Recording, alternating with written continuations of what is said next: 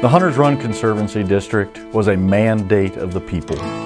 There was a demand that it would never happen again. And it was the major flood of 1948, often referred to as the fierce flood of 48 that disrupted the lives of Fairfield County and Lancaster residents. But they decided that they were going to take action and let it never happen again. On the night of July 21st, 1948, a cloudburst storm event occurred on the west side of Lancaster, and portions of the Upper Hocking watershed were also influenced, and the water and mud invaded the homes while people slept. The community was cut off in every way.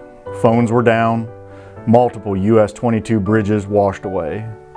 Small culverts and covered bridges in the west end of the watershed were washed away. Some areas went without bridges for over 13 years following the storm. The railroads were washed out, cutting off industry and jobs, while the floodwaters floated and inundated cars all over the west side of Lancaster. The night that topsoil flowed into Ollie Smith's living room on Lancaster's west side, he and others went to work developing a comprehensive plan and gathering signatures to make it happen. This Citizens Committee, the City of Lancaster, and the farmers got together with the 5-year-old Soil and Water Conservation District and petitioned for the creation of the Hunters Run Conservancy District. Conservancy districts are governed under the Ohio Revised Code 6101. 6101 was created in 1914 in response to the Great Flood of 1913 in the Miami River Valley. Conservancy districts are governed by a common pleas court judge in the county where the district is located. Once the Conservancy was formed, the community came together to find relief from the repeated flooding.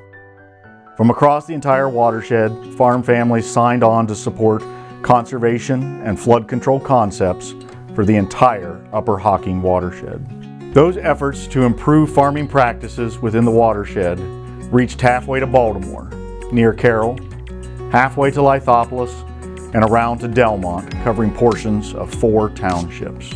Over a period of about 7 years, this pilot project for the United States was implemented from conservation farming to major flood retarding dams. We were in the spotlight nationally. Construction of the dams was completed by 1961. Today there are 2,353 properties paying a special assessment on their tax bill for the operation and maintenance of the dams. Lancaster has grown significantly since the 50s. Hundreds of homes and commercial establishments have been constructed, with many of those being built in the Upper Hocking River and Hunters Run floodplains. When we look at transportation impacts in preserving the bridges of US 22 over Hunters Run today, we could see over 15,000 vehicles per day cut off or redirected in catastrophic floods. Impacts could be found at just about every primary and secondary traffic route in the watershed. This could force closures and reroutes or cut off first responders and mutual aid in a disaster. Dams provide essential flood management infrastructure, helping regulate river flow and minimizing the risk of flooding in downstream areas. Through controlled water release and reservoir storage, dams mitigate the impact of extreme weather events, protecting lives, property, and critical infrastructure. The Ohio Department of Natural Resources developed dam safety standards after these dams were built that the Hunters Run Conservancy District must abide by.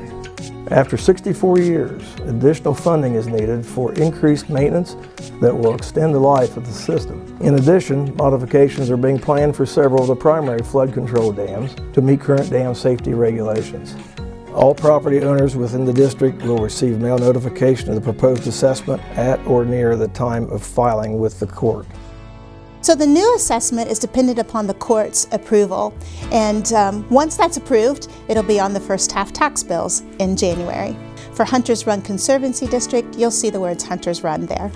With the Hunters Run Conservancy District in the lead and the supporting local sponsorship of the Fairfield Soil and Water Conservation District, preliminary work has begun to try to tap into federal funds, if available, from the USDA's Natural Resources Conservation Service, just as we did in the 1950s. There will be an opportunity for residents to file exceptions to the court and be heard. More information about this process can be found on the Hunters Run website at huntersruncd.org.